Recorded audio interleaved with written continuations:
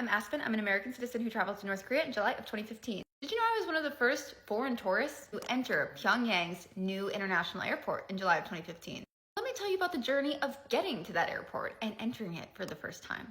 So to go to North Korea, you have to fly to Beijing. That's where you meet up with your tour company and they hand you your boarding pass. I'm a little confused looking back at this because this is an Air China boarding pass, but I definitely flew Air Koryo.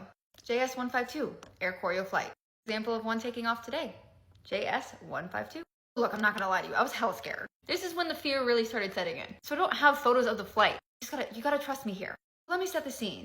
Koryo is a state-owned airline by North Korea. I'm about to get on this one-star airlines flight. Heavens were looking out for me. I was in 8A. I sat next to a guide from a different tour company. He was super nice and he knew that I was nervous. Whilst me and this guide are talking, you are served these famous hamburgers from Air Koryo. No, I don't know what kind of meat that is. I ate it and I thought it was kind of good. That's a lot of hate though. As I'm eating my hamburger, the Western guide sitting next to me is just telling me, just be chill, it's fine. 2-hour flight, we land in Pyongyang. I remember seeing the word Pyongyang and I'm like, oh, pull up to the gate. Nobody else is there. My dumbass. Races off the plane and I'm the first one at immigration. Don't know why I would do that. There are maybe 1 or 2 immigration counters open. Both are manned by pretty old military guys. They call me up. The military guy checked my passport and visa. My lovely North Korean visa.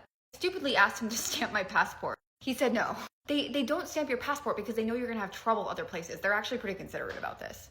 You are warned once you get past immigration, you have to go through customs. They are going to check all of your electronics. They are going to go through your iPhone, computers, everything. If you have any illicit material, such as like adult films of any kind, that's illegal. You can get in serious trouble. I warn you specifically, don't bring that stuff. Delete it. The customs guy checking my bags and my stuff pulls out an iPad. He has no idea what this is. No idea how to turn it on. I have to help him turn it on, and then they are trying to figure out how to go through it. I was nervous because I was a student who had written papers about North Korea in the past.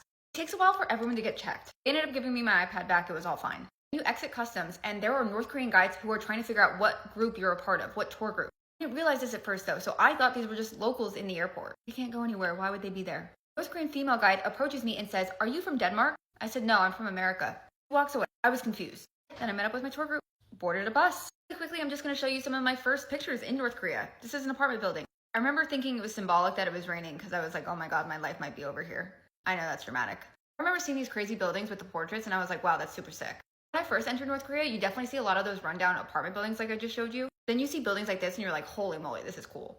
I saw the Rocket Hotel. Fear just kind of slipped away. Anyway, this was a longer video. As always, thanks for listening. Like and follow for more. Bye.